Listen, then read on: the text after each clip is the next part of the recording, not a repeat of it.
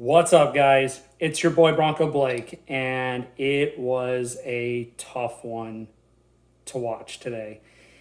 It was an absolutely epic collapse by the Denver Broncos and a systematic failure in all three phases. Let me start by saying, obviously, a disappointing loss.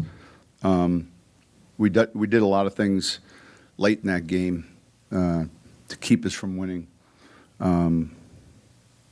It'll be painful to watch that film, and yet, we'll get the corrections made. So, it starts with me, our staff, but we had a number of opportunities to not be in that position late, and unfortunately, we shot ourselves in the foot too many times. Questions?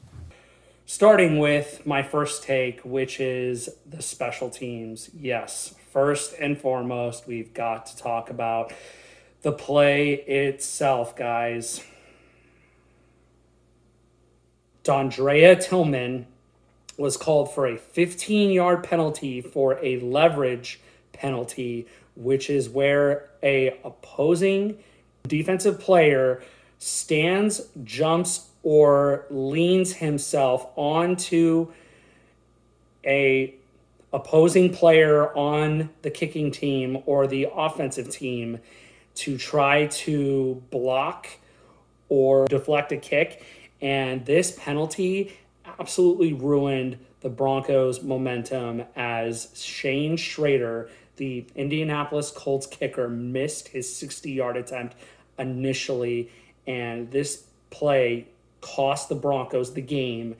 And that's not even talking about Will Lutz, who missed a 42-yard field goal, which is a chip shot field goal in the NFL, and that is just simply unacceptable. That kick would have given us a 5-point lead and would have all but put this game away and sealed the victory for the Broncos. So all the way around, guys, it was ugly. It was a failure and a complete collapse. Well, it seemed like you were in control most of the game.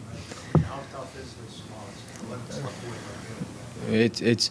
It's tough because you're right. I felt like slipped away from us, got away. We made errors at the end that cost us, and started with my turnover, and then felt like that's when we kind of lost a little bit of our momentum. Lost a chance at least 3 points there when you're already in the red zone, if not a touchdown. If I just hit that pass, but other than that, we played well for 3 quarters, but got to finish in the fourth against a good team like that. Sorry. Was there anything that the Colts were doing defensively that maybe limited Cortland today, or was it just a matter of taking advantage of what you were seeing? Yeah, from the get-go, they were even in their post-tie man, they were their free safety was over him, and they did it. That was clearly their plan. They were going to try to take away the gimmies, take away his normal throws, and which is why guys like Troy and Pat had big days, because they take away one side, we're able to hit him on the other side, and we got to find a way to get Cortland the ball because he's one of our better players, and whatever it may be, just got to get him his touches, and I think we got him his targets, but I got to do a better job of getting the touches for him, getting him his catches, and that I felt that today too, and something we got to look at when they clearly try to make a point to take him away. We got to be able to counter it. And my second take is that this offense and Bo Nix simply did not do enough. The fact that Cortland Sutton had 4 targets for 1 catch for 6 yards is simply unacceptable. And although that Bo Nix had 3 touchdowns and only 1 interception, he simply did not do enough to get the ball to his featured number 1 wide receiver, Cortland Sutton. Cortland Sutton, at a minimum, should have at least triple those targets, if not at the minimum double those targets. 4 targets for 1 catch for 6 yards is simply unacceptable, Bo.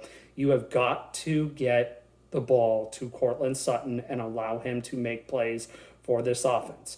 I understand that Troy Franklin and you have history and have chemistry, but got to get him the football. He is your best weapon, your biggest playmaker, and this guy could have changed the outcome of this game in not only the red zone, but simply moving the chains downfield, which gets into my next part of my second take, which is Evan Ingram only had 2 targets for 1 catch for 12 yards, and we're paying him how much money?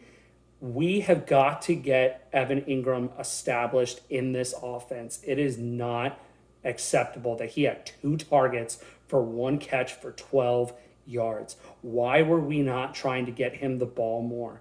Why was Troy Franklin such a focal point in this offense and not Evan Ingram and Cortland Sutton? Why was this offense not more balanced all the way around in the passing attack? That was a massive failure on Sean Payton and Joe Lombardi. I understand that you were going to run the ball, but guess what? 20 attempts total. J.K. Dobbins had 14 of those carries. R.J. Harvey had only 5 carries, and Tyler Beatty had only 1 carry. And my final take is the Denver defense simply did not do enough to shut down Jonathan Taylor. I mean, we're talking about over 200 all-purpose yards from scrimmage from Jonathan Taylor. This was a disaster by the Denver defense in Indianapolis. They have to go on the road to play the Chargers, and they got to figure it out and fix things quickly. A complete failure shutting down the run game and trying to contain Jonathan Taylor, let alone some of the nice passes from Daniel Jones, looking more and more like Danny Dimes, dare I say, or his new moniker, Indiana Jones, a real hero at quarterback.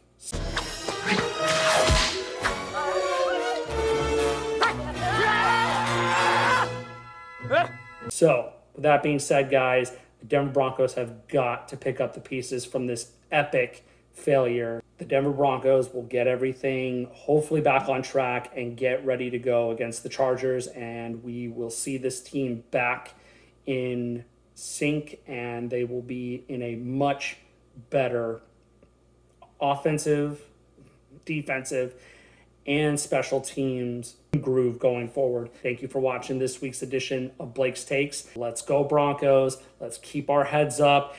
And remember, the Kansas City Chiefs are 0-2, and the Broncos are 1-1. So we are still very much alive for the AFC West, and we have everything still to play for ahead of us, guys. What a loser! It's only week 2. Good. Have a great day, guys. Good. More for me and you.